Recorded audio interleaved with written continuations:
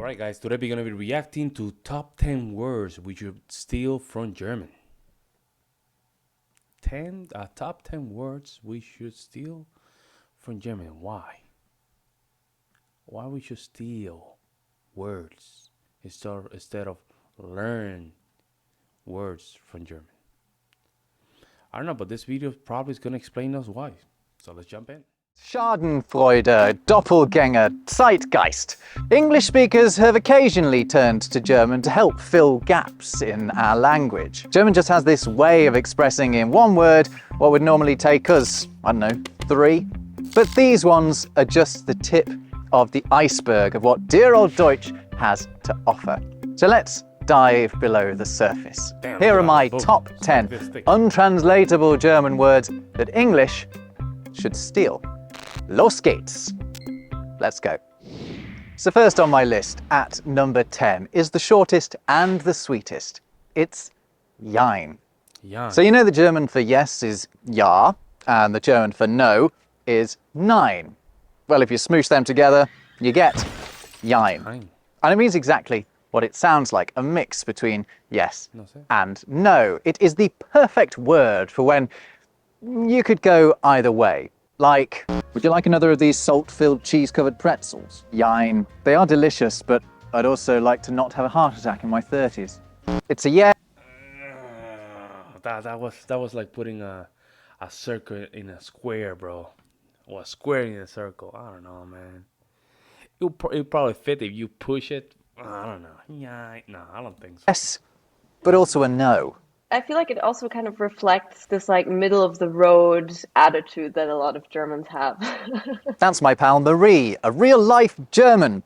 She's going to help me explain a few of these. For me, it would be if somebody would ask me, are you looking forward to your next work week? I'd go, Jein.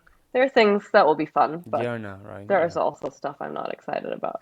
The word was popularized in the 1990s by Hamburg hip-hop outfit Fetters Brot and their somewhat humorous song, Jein. In it, a guy is faced with a series of dilemmas, such as whether or not he should cheat on his girlfriend who's gone on holiday without him. When he gets a tempting offer from another woman, he says,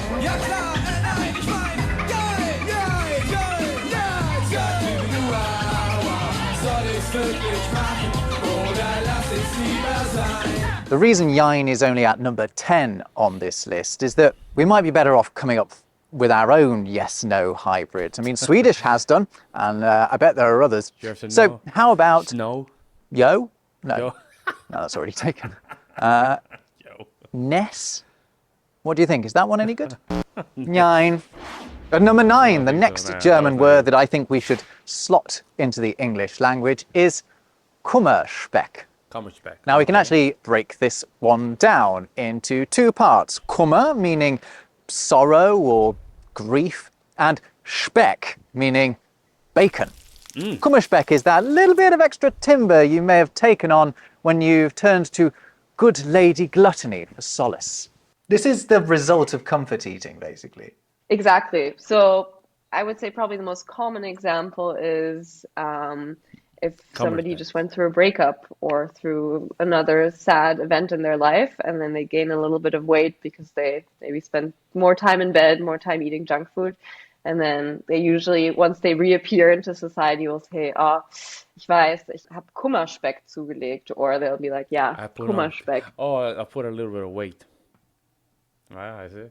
We've all done it, right? I mean, who can honestly say that they've never sought solace in the bottom of a tub of Ben & Jerry's? But how exactly do you explain your temporarily inflated state?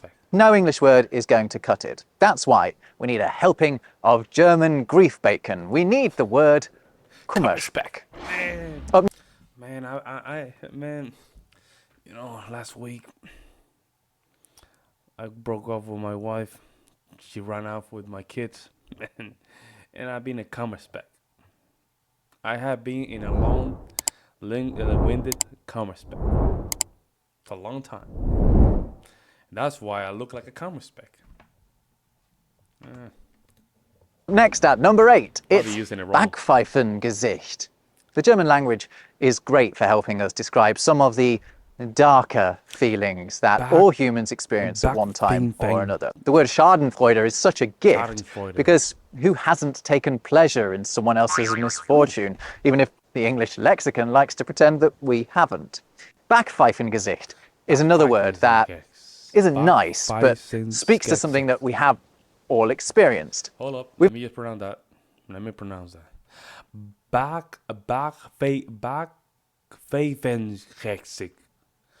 Backpfeifengesicht. Did I pronounce that correctly? Let me know in the comment section.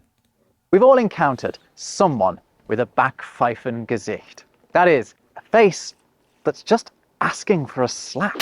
You would say, oh, der hat so ein Backpfeifengesicht. He has such a Backpfeifengesicht. He has such a slappable face. As German Slappable face. band Die Ärzte melodically put it, Backpfeifengesicht. Wenn du glaubst, dass dich jemand braucht, You have a slappable face. Backpfeifengesicht. You have a back. It essentially kind of means that you have an irritating appearance or that you're ugly. It's not a kind word. Backpfeife is a slap to the cheek, and Gesicht angle. is just face. There's also another word, Ohrfeigengesicht. Ohrfeigen is, to box someone's ears. Backpfeifengesicht expresses in one word something that it would take English, 2 or 3. It's not higher up on the list, though. Slappable face? There you go. You have a slappable face. You look like a sandbag. A hittable sandbag. Yeah, that's kind of long, yeah. Because, You're well, my one, win for this one. I'm not sure now's a great time to be introducing new insults to the English language. And 2, it takes a fair bit of practice to get right. But once you've got it, it is enormously satisfying. Backpfeifengesicht. Number 7 is a rather more positive potential import into English. It's Sprachgefühl. Sprachgefühl literally means language feeling, but its meaning as a whole is a little harder to express. But maybe that's because I myself do not have Sprachgefühl. Yeah, you don't? Sprachgefühl is the intuitive ability to know the right words to say. Someone with Sprachgefühl always reaches for the perfect term or ideal idiom in any situation. I think in English we would maybe say that someone has a way with words, or they are erudite or eloquent. But Sprachgefühl is more versatile than those words, because you can also have a Sprachgefühl for a foreign language. I think we would perhaps call it having a feel for the language. If you just kind of have a knack for it, du hast ein gutes Sprachgefühl entwickelt. You developed a good Sprachgefühl for it. This word actually already has some currency in English, but you only find it in very highbrow usage. Oh, really? So they do have it, but you have to go a little bit in the aristocrat area with everybody, like a little tea here. Express please. You have a great Sprachgefühl in your English. Please say some of those words. No, I don't know. It doesn't even make sense, to be honest. I'd like to see all of us get a little bit of Sprachgefühl. Now, if you want to develop your own Asparagus for a foreign language, may I heartily recommend to you Babbel, who sponsored this video. You don't need me to tell you how rewarding learning a language can be. Vamos! Okay, back to our exploration of untranslatable German. And to our number 6, STORMFRY. STORMFRY. It breaks down into the words for storm and free, and it expresses the unique state of freedom that comes with being left alone in the house. Being able to do as you please without the usual storm of consequences. The best example would be if you're a teenager and your parents are out of town. You would have STORMFRY, but it works for adults too. Like, for example, I could write my friend, hey, ich hab grad sturmfrei, which would mean, hey, there's no one else here. Come over, we can party. Ein sturmfreier Bude, I've also heard, right? Which is like a free house. By the way, German also has these 2 words, specifically for when your partner, wife or husband, temporarily isn't around. They translate into straw widow and straw widower. Again, we're talking about situations that we've all been in at one time or another, but that English is currently ill-equipped to describe. That's Oh, that's a good point. That's a good point. That's like that word itself is really, really describing a little larger component of the significance of the situation. Why STORMFRY has stormed its way onto my list of German words that we should steal. Okay, we're into the top 5. At number 5, I give you Schnapsidee. Now we can simply translate this as Schnaps idea, with reference to Germany's hard liquor of choice. And it describes something that seemed like a good idea when you were drunk, but less so in the cold light of day. If somebody says das war eine Schnapsidee, it usually means it didn't work out. Would they be saying that it was literally an idea they had when they were drunk? Or could it be a bit like saying it was a pipe dream, it was never going to work out, I got carried away? Exactly. It means I got carried away. Schnapsidee isn't the only carried handy away. German term that comes served with a shot. There's also the doubly excellent word Schnapszahl, meaning Schnapszahl. You notice a lot of these words that start with a C, it's a SCH. Schnaps, Schuss. A lot of those. Probably German has a lot of those.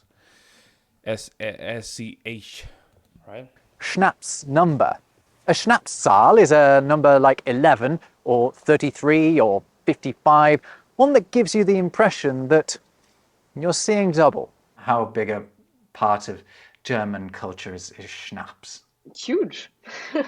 So you'll have a schnapps while you're playing cards with your friends. You'll have a schnapps after dinner. And when I have a stomach ache, my grandmother will be like, "Here's a shot of schnapps." While we're talking German, Tipple, I simply have to introduce you to one of my favourite German words of all time. Wegbier.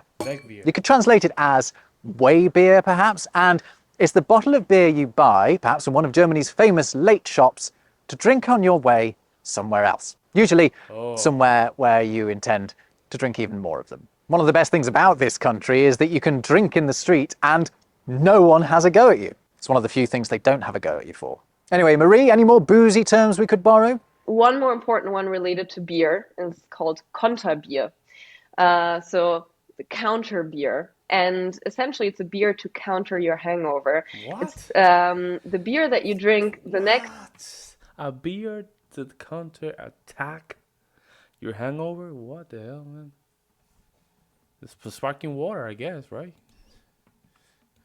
Day after a heavy night of drinking, when you're very hungover and you need a remedy, and so you have a small beer, and that's your Konterbier to counter your hangover. Fight fire with fire. That is perfect. Okay, yeah, we have the I'll phrase, do it. the hair of the dog that bit you, which I think is a reference to an old rabies cure. And what's the best hair of the dog that you can get? It's an extra little beer, little Konterbier. Just a little one. Now, I'm a little worried that all this talk of alcohol has knocked us a little bit off course. So let's get back to our top 10 German words that English should steal. And at number 4, it's Kopfkino. Now, this literally means head cinema, and it is all about the power of your imagination. The theatre of the mind is something that you do occasionally hear in English, right? But that's basically what this is, right? It's how things play out in your head. Exactly. So it usually will be used if you're, for example, having a conversation with someone and they say something that evokes pretty vivid images for you mentally. So if my friend says, "Oh, I'm going to the Maldives tomorrow," then I'll be like, "Oh, Kopfkino," because I'll be like imagining her in the Maldives or imagining me in the Maldives, And and you would use those words like that in a sentence, man? I'm sorry, folks. It's kind of weird, don't you think? I might not be used to. I might not be used to just use sentences like that. Maybe if I really think about it in Spanish, then translate to English, then learning the language of the German, I can like triple translate it. You see what I'm saying? And see. That's weird to use it like in a sentence like that. It's weird. I'll have this very vivid movie almost running through my mind. Oh, that's Kopfkino expresses something simply beyond the word too long, yeah. imagination. That's why German imagination, has yeah. both. And I think we should too. That's why it's at number 4. I just want to take a moment here to discuss why German is apparently so good at coining the right term for the right moment. Well, if you look back at the words we've discussed so far, a lot of them have something in common. They're essentially just compounds made up of 2 or 3 other German nouns that have been attached to one another, like train carriages. And this is what German speakers down the centuries have been most likely to do when they've needed a new term for something. Whereas in English, we've tended to look beyond our own language when we've needed a new word. We've either built a new one from Latin or Greek, or borrowed one from another language. When the television came along, we named it using this unwieldy mix of Latin and Greek.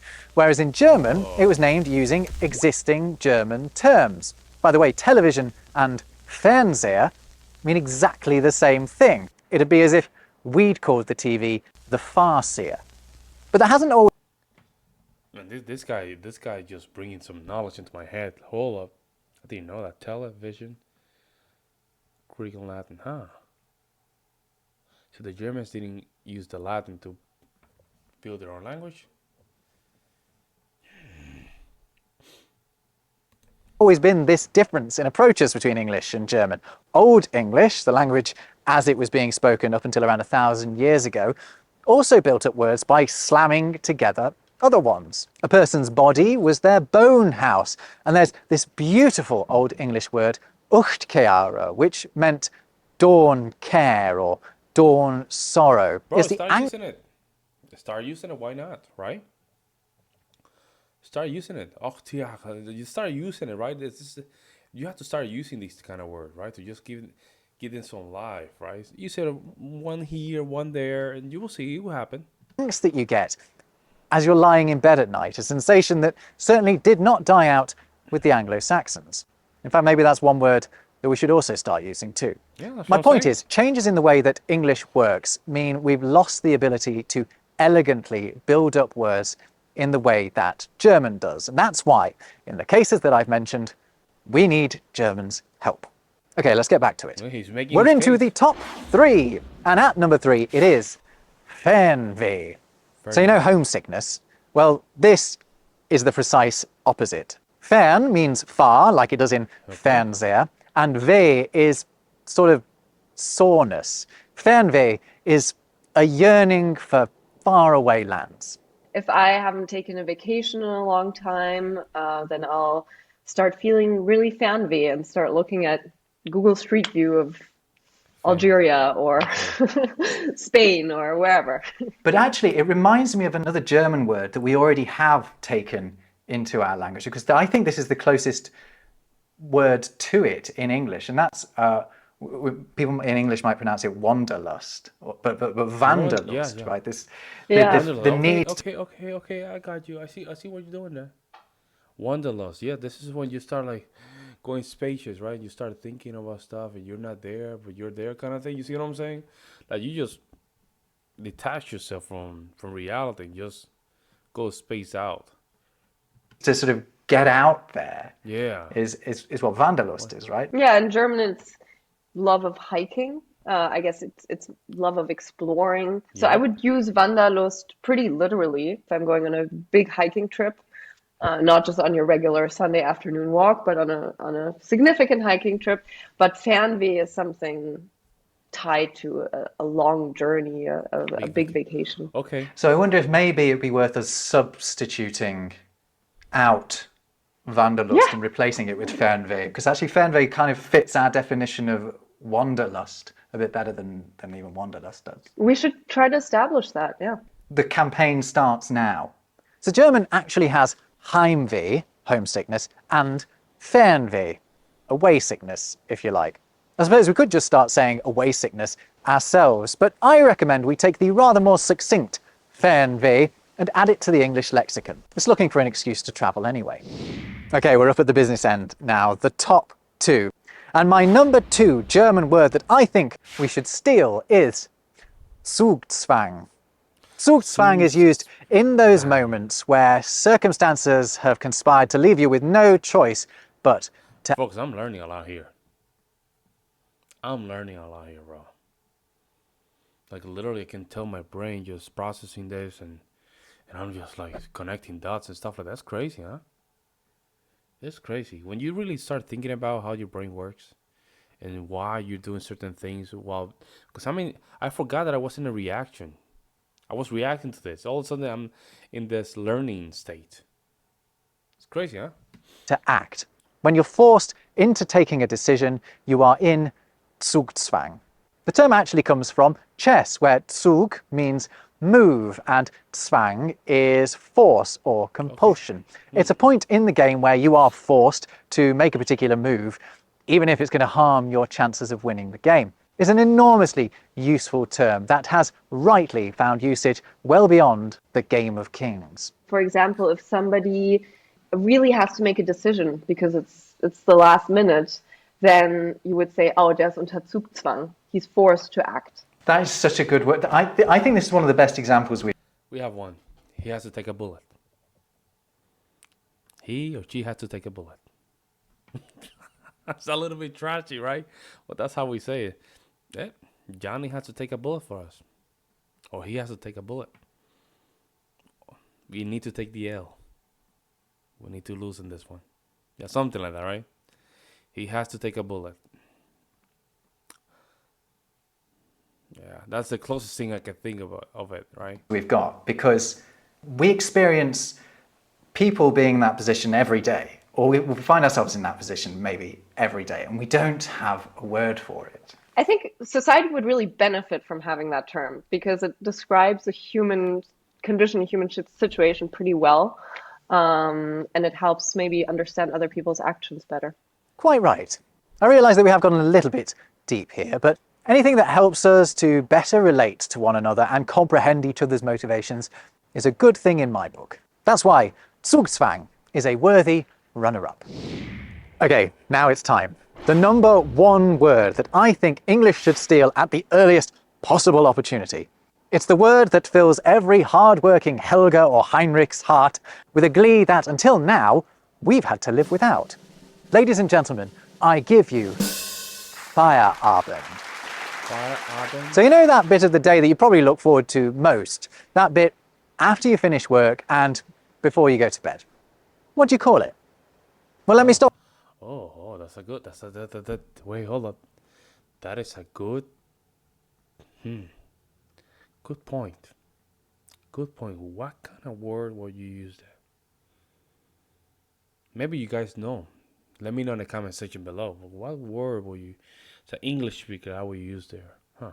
Stop you there because you don't call it anything, because we don't have a word for it. But German does, and it is Feierabend. Feierabend is the post-work evening, but it's much more beautiful than that because it means basically it's cause for celebration.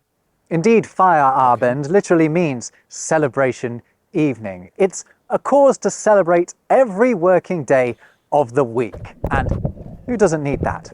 Admittedly, the people you see blankly staring into middle distance on the train on the commute home don't appear to be in a particularly celebratory mood, but that's maybe because they haven't picked up their Wegbier on the way.